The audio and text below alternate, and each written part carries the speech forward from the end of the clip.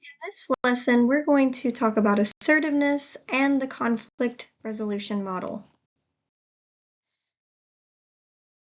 Each week, when you listen to one of these videos, they're meant to be listened to once a week. I want you to record down your highest level on the anger meter and your anger awareness record, reporting all areas on the record and thinking about where you're at with your anger control plan. Have there been any developments on it? Did you practice your progressive muscle relaxation? And how did you solve problems this week or remove barriers that you encountered with the between session challenge? This lesson is going to provide an introduction to assertiveness training and the conflict resolution model. Assertiveness involves a set of behaviors and skills that require time and practice to learn and master. So in this particular session, we're going to focus on one important aspect of assertiveness training, and that is conflict resolution. The conflict resolution model can be particularly effective for helping people manage their anger. A lot of interpersonal conflicts happen when you believe that your rights have been violated. So maybe you have tended to respond with aggressive behavior when you believe that another person is showing you disrespect or treating you unfairly. So today we're going to talk about a few ways to resolve interpersonal conflicts without resorting to aggression. As I talked about in lesson 1, aggression is a behavior that's intended to control a person or a situation or cause harm or injury to another person or damage property. And this behavior can include verbal abuse, threats, or violent acts. And often when another person has been rude or unfair to you, your first reaction may be to fight back or retaliate. The basic message of aggression is, my feelings and thoughts and beliefs are important, and that your feelings and thoughts and beliefs are unimportant and inconsequential. One alternative to using aggressive behavior is to act passively or in a non-assertive manner. Acting in a passive or non-assertive way is undesirable because you're going to allow your rights to be violated. So you may resent the person who treated you unfairly, and you may be angry with yourself for not standing up to the person. In addition, it's likely that you're even going to become more angry the next time you encounter this person. So the basic message of passivity is, your feelings, thoughts, and beliefs are important, but my feelings, thoughts, and beliefs are unimportant and inconsequential.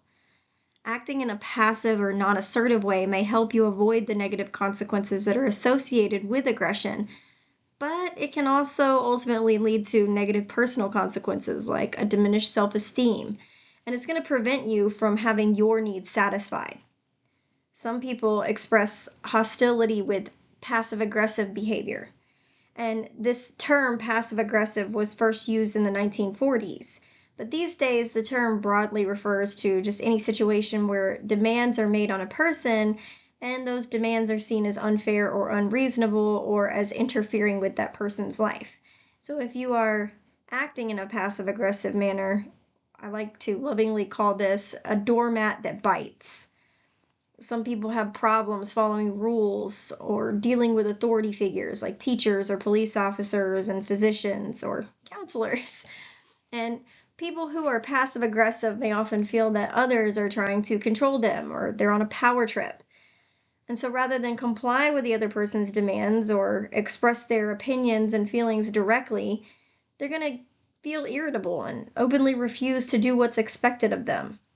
So when given a task to perform, like taking a friend to a doctor's appointment, the passive-aggressive person may arrive late or not show up at all, pretending like they forgot. And in some cases, a passive-aggressive person may express hostility by screwing things up for people that they resent. So rather than behave in a passive-aggressive way, it may be useful to express your opinions and feelings to the people who are making these demands of you. People who display passive-aggressive behavior tend to believe that the demands are unreasonable. And if you express the opinion that you see the demand as unreasonable in assertive rather than a passive-aggressive way, others are going to understand your perspective and you may be able to reach a compromise. So from an anger management perspective, the best way to deal with the person who has treated you unfairly is to act assertively. Acting assertively is going to involve standing up for yourself in a way that is respectful of other people. So the basic message of assertiveness is my feelings, thoughts, and beliefs are important, and your feelings, thoughts, and beliefs are important. And by acting assertively, you can express your feelings, your thoughts, and your beliefs to the person who was unfair to you without suffering the negative consequences that are associated with aggression or the devaluation of your feelings, which is associated with passivity and non-assertion. It's important to emphasize that assertive, aggressive, passive, and passive-aggressive responses are learned behaviors. They're not innate. They're not unchangeable traits. So using the conflict resolution model, you can learn to develop assertive responses that allow you to manage interpersonal conflicts in a more effective way. So to sum it all up, aggression involves expressing feelings and thoughts and beliefs in a harmful and a disrespectful way. Passivity or non-assertiveness is going to involve failing to express your feelings and thoughts and beliefs or expressing them in an apologetic manner that other people easily disregard. Assertiveness involves standing up for your rights and expressing your feelings and thoughts and beliefs in a direct and honest way and an appropriate way that doesn't violate the rights of other people or show disrespect. So it's kind of helpful to think of some real life situations to help you understand what's meant by assertiveness. Suppose you've been attending an AA meeting or an Alcoholics Anonymous meeting several times a week with a friend. And suppose you've been driving that friend to these meetings for several weeks. And in the last few days, he's not been ready when you have come to pick him up. And his tardiness has resulted in both of you being late for the meetings. And because you value being on time, your friend's actions are going to bother you a lot. And so you want to consider the different ways that you might act in this situation. You can behave in an aggressive manner by yelling at your friend for being late and refusing to pick him up in the future. The disadvantage of this response is that he may no longer want to continue the friendship. Another response would be to act passively or in a non-assertive fashion by ignoring the problem and not expressing how you feel. The disadvantage of this response is that the problem will most likely continue, and this will inevitably lead to feelings of resentment toward your friend. Again, from an anger management perspective, the best way to deal with this problem is to act assertively by expressing your feelings and thoughts and beliefs in a direct and honest manner while respecting the rights of your friend. So let's consider a slightly different situation. Suppose your supervisor at work expects you to spend part of your lunch hour getting coffee and donuts for the office staff. You may feel like she's making an unreasonable demand. Passive-aggressive behavior would be not getting the coffee and donuts, and then when confronted by your supervisor, pretending that you forgot. But passive-aggressive behavior has negative consequences. Your passivity, purposely not getting the coffee and donuts, in this case, is a form of aggression because your intention was to thwart your supervisor's demands. And if it happens over and over again, she might note your inability to remember assignments on your performance review, which might keep you from getting a raise.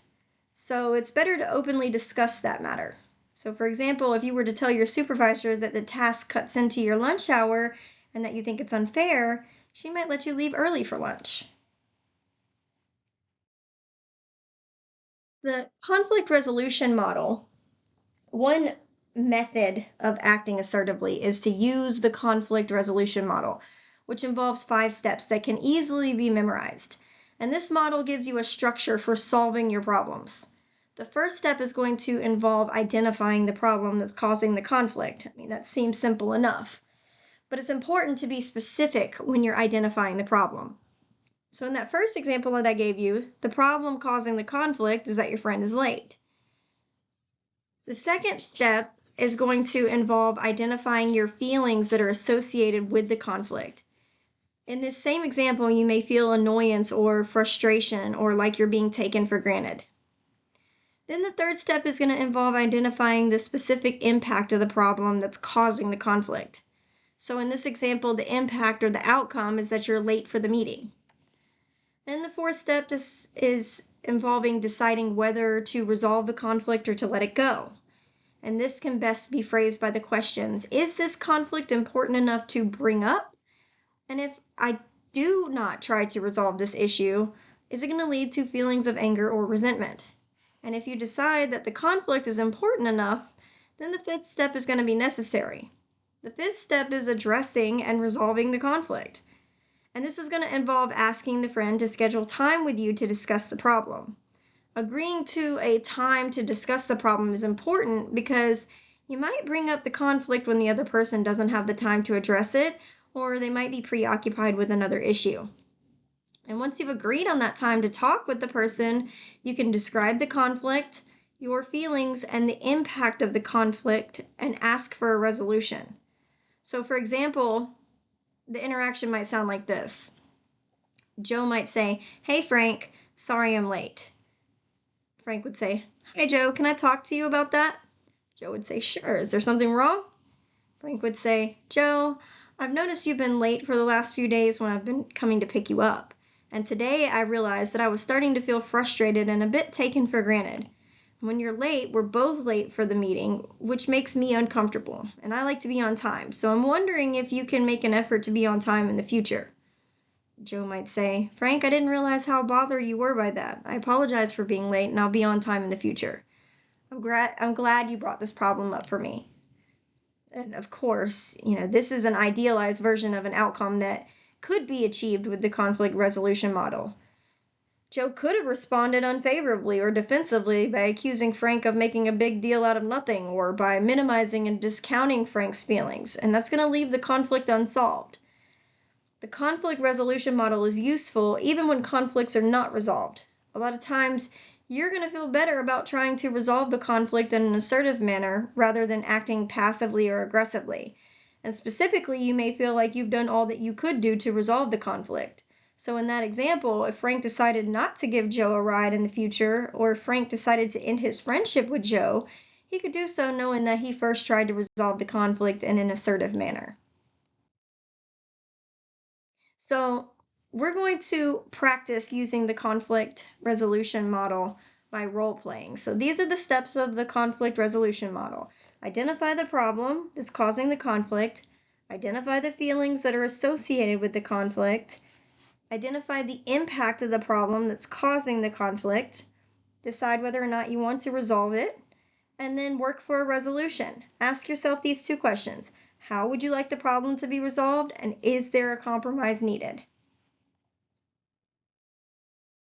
So here are some examples of some role plays that you could do with someone else, like dealing with a rude or unhelpful sales clerk, or dealing with somebody offering you alcohol or drugs, dealing with a physician who will not take the time to explain how a medication works, dealing with a supervisor who does not listen to you, dealing with a counselor who repeatedly cancels your therapy or counseling sessions, or dealing with a friend who does not respect your privacy.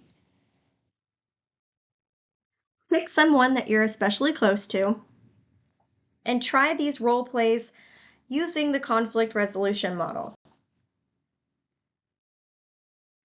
So your homework this week is to monitor and record your highest level of anger on the anger meter. You're going to use your anger awareness record to identify the event that led to your anger, the cues that are associated with the anger-provoking event, any positive outcomes or negative consequences, and the strategies that you use to manage your anger in response to the event. Review the definitions of assertiveness, aggression, and passivity, and practice using your conflict resolution model, preferably once a day during the coming week. And you're also going to continue to develop your anger control plan.